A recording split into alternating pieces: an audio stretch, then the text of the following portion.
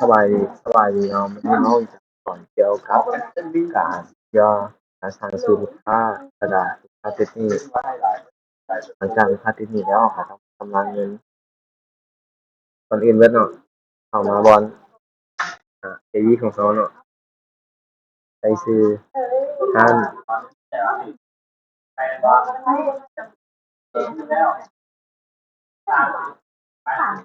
หลังจากเขาเข้าล็อกอินไปแล้วเนาะตัวนี้จะเป็นถ้าเราอยากเปลี่ยนเป็นภาษาลาวเราเลือกเอาอยู่นี่หรือว่าจะใช้เป็นภาษาอังกฤษก็ได้ อันนี้มันหน้าทางดัชบอร์ดทำอิฐเนาะแต่ว่าเพื่อง่ายเนาะน้องจะใช้เป็นเปลี่ยนเป็นภาษาลาวเนาะก็คือจะมีครูร่วมงานเอาอันนี้แม่นหน้าภาพรวมเนาะอันนี้เป็นครูร่วมงานก็จะมีครูสองครูร่วมงานกันจะส่งถ้าเขาจะสร้างชื่อลูกค้าติดต่เป็นเขามาบอนลูกค้าเลย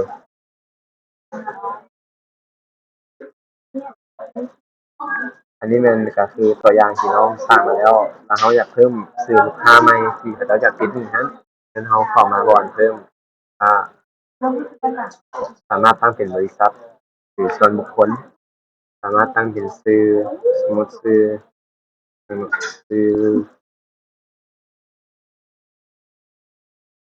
ตุ๊กเบอร์โทรศัพท์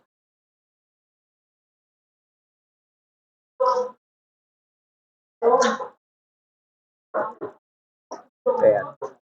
8 8 8มันได้ที่เกิดถ้ามีใส่ก็ได้บ่คือบ่ใส่ก็ได้เนาะที่อยู่ใส่ที่อยู่ของลูกค้าเนาะว่าอยู่ไสเนาะบ้านมีไสว่าสิ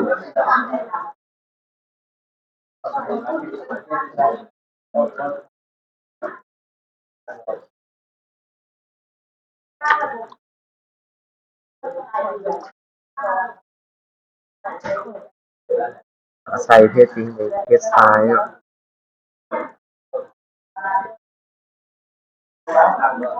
นี่ต้องเทียบอันนี้ข้อมูลของลูกค้านี่ต้องเทียบนี่เป็นประวัติการสะสมคะแนนแล้วอันนี้ ถ้าเขาอยากอัปเดตหรือว่าข้อมูลของลูกค้ามีการเปลี่ยนแปลงเขาอยากอัปเดตให้เรากดบอลอัปเดตขึ้นมาเลยหลังจากเขาสร้างชื่อลูกค้าได้แล้วเนาะตัวนี้ชื่อตุ๊กเอามาเบิ่งอยู่ขายตอนนี้ก่อนสมมุติก่อนที่ลูกค้าเขาจะเข้ามาร้านเนาะสมมุติเขาจะเข้ามาแล้วจะมานั่งโต๊ะใดห้องคลิกไปโต๊ะนั้นต้องเลือก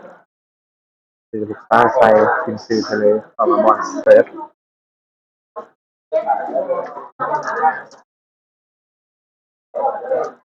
ชื่อตุ๊ก หลังจากได้ซื้อลูกค้าแล้วตัวนี้เดบิตมันจะเป็นศูนย์เนาะมันจะบอกขึ้นมาเป็นหนี้สินเข้ามาเลือกเมนูอาหารสมมติลูกค้าที่สั่งอย่างเงี้ยเนาะหลังจากอันนี้เป็นกดแจ้งเตือนบินส่งทางครัวเนาะที่เส้นจากบินชั่วคราวให้ลูกค้าแล้วเนาะหลังจากเราไปที่เขาชิกดสิเอาแล้วลูกค้าอยากติดนี่ตัวนี้แม่นยอดทั้งหมดที่ลูกค้าต้องจ่ายเอามาเปลี่ยนอยู่วันนี้เป็นศูนย์แล้วมันจะขึ้นเป็นบอลจำนวนเงินที่ว่าติดหนี้อยู่นี่239,000กดไปเก้า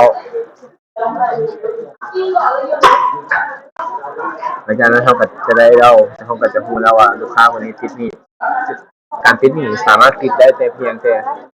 มือต่อมือเนาะสมมติมาติดหนี้ได้เดียวเนาะก็คือแบบสมมติมือนี้ลูกค้าเพิ่นเข้ามากินอยู่ในห้างแล้วเพิ่นยังติดหนี้อยู่หนี้เขายังบ่ได้จ่ายแม่นจะบ่สามารถติดหนี้ได้อีกเพิ่นต้องมาจ่ายตัวเก่าก่อนแล้วเพิ่นจึงจะสามารถติดหนี้ใหม่ได้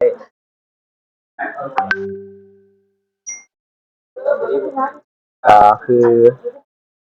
ถ้าเขาอยากรู้ว่าลูกค้าติดหนี้เนาะเขาก็มาเบิ่งอีบ่